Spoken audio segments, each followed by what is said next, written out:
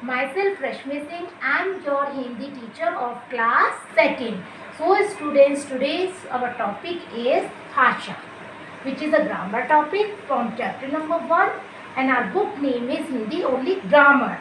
And today we will read pages 5 to 6. Only 2 pages we will read today. So you are all welcome in today's class.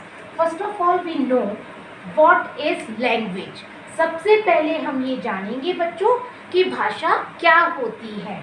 विचारों को जिस माध्यम के द्वारा हम एक दूसरे तक पहुंचाते हैं वही हमारी भाषा कहलाती है। वह साधन, वह माध्यम जिसके द्वारा हम अपने मन के विचारों को दूसरों तक प्रेषित करते हैं और दूसरों के मन की भावों और विचारों को हम ग्रहण करते हैं, उस साधन को ही बच्चों हम भाषा कहते हैं। यदि भाषा नहीं होती है तो हम अपने मन के विचार ना तो दूसरे को प्रेषित कर सकते हैं और ना ही दूसरे के मन के विचारों को हम ग्रहण कर सकते हैं। तो इस तरीके से संप्रेषण का जो तरीका है वो भाषा है। हमारी जो भाषा है उसके 2 मुख्य रूप होते हैं। कौन कौन से बच्चों? मौखिक भाषा और लिखित भाषा। तो मौखिक भाषा की बात करते हैं बच्चों, तो मौखिक भाषा कौन सी होती है? मौखिक भाषा वह भाषा होती है जिसमें हम अपने मन के विचारों को सामने वाले को बोलकर समझाते हैं और वह सुनकर हमारी बात को ग्रहण करता है।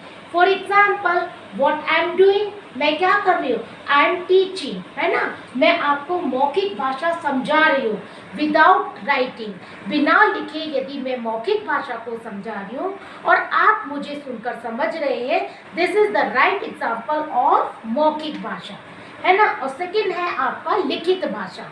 लिखित भाषा वह भाषा होती है जिसमें हम अपने मन के विचार और भावों को एक कागज पर कलम की सहायता से लिख देते हैं।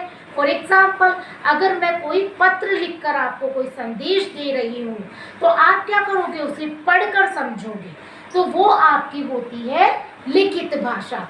तो आई होप, अब मुझे ये आशा है कि आप लोग जो मौखिक और लिखित भाषा के बीच जो डिफरेंस होता है उसको अच्छे से समझ गए होंगे। मौखिक यानी कि मुंह से बोलना, लिखित यानी कि लिखकर अपने विचारों को दूसरे को समझाना लिखित भाषा कहलाती है। इसके अलावा एक भाषा और होती है, उसे बोलते हैं हम सांकेतिक भाषा। सांकेतिक भाषा जो होती है वो गूंगे और बहरों की होती है। वो क्या करते हैं बच्चों? बात तो वो भी अपने दूसरों को समझाएंगे, पर उसके लिए उन्हें संकेतों का, चिन्हों का जो है प्रयोग करना होता है। फॉर एग्जाम्पल, आपने न्यूज़ देखी होगी, तो आपने गूंगे बहरों वाली कभी ध्यान से न्यूज़ देखना। उसमें क्या होता है बच्चों? बात को, न्यूज़ को जनता को इशारों के माध्यम से समझाया जाता है। अब देखिए, भारत के अलग अलग राज्यों में अलग अलग भाषाएं बोली जाती हैं, ये आप सभी को पता होगा। जैसे पंजाब में क्या बोली जाएगी? पंजाबी। गुजरात में गुजराती। बंगाल में बंगला भाषा। महाराष्ट्र में मराठी और कश्मीर में कश्मीरी और राजस्थान में राजस्थानी। तो इस तरह की भाषा अलग अलग राज्यों में अलग अलग भाषाएं बोली जाती हैं। संपूर्ण भारत में बोली जाने वाली भाषा हमारी राष्ट्रभाषा कहलाती है। और हमारी राष्ट्रभाषा कौन सी है बच्चों? Hindi. Hindi is our national language. क्योंकि क्या होता है, अलग अलग राज्यों में अलग अलग बोली जाती है, लेकिन फिर भी सभी को क्या है? हिंदी आती है। हिंदी एक ऐसी भाषा है जिसमें सभी एक दूसरे से बातचीत कर सकते हैं, जो कि पूरे राष्ट्र में बोली जाती है, पूरे देश में बोली जाती है। उसे हम राष्ट्रभाषा कहते हैं और हमारी राष्ट्रभाषा हिंदी है। इसी प्रकार से 14 सितंबर को प्रतिवर्ष हम हिंदी दिवस के रूप में मनाया जाता है। अब भाषा जिन संकेत चिन्हों के माध्यम से लिखी जाती है, हर भाषा की एक अपनी अलग लिपि होती है। इसी प्रकार से जब भाषा को लिखा जाता है तो कुछ संकेत चिन्हों का प्रयोग किया जाता है। उसे हम क्या कहते हैं बच्चों, लिपि कहते हैं। और हमारी जो हिंदी की जो भाषा है उसकी लिपि होती है देवनागरी। तो जैसा कि मैंने आपको पहले ही बताया, भारत के अलग अलग राज्यों में अलग अलग भाषाएं बोली जाती हैं। तो नेचुरल सी बात है, उन सभी भाषाओं के जो संकेत चिन्ह होंगे या लिखने वाले जो संकेत चिन्ह होंगे, लिपि होगी, वो भी अलग अलग होती है।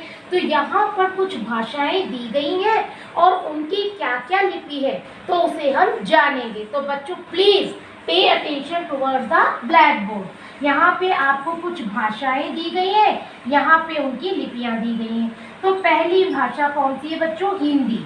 हिंदी की लिपि होती है देवनागरी। इसी प्रकार से संस्कृत, संस्कृत की लिपि कौन सी होती है बच्चों, देवनागरी।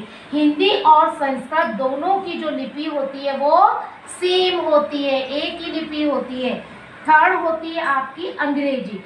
अंग्रेजी की लिपि होती है आपकी रोमन, और फिर होती है आपकी पंजाबी। पंजाबी की लिपि होती है गुरुमुखी लिपि, और उर्दू की होती है फारसी। तो बच्चों मुझे आशा है कि आज का पूरा चैप्टर आप लोगों को अच्छे से समझ आ गया होगा। और आज का आपका गृह कार्य क्या है बच्चों, जो मैंने आपको भाषाएं दी हैं वो सारी आपको लिखकर उनकी लिपियां याद करनी है।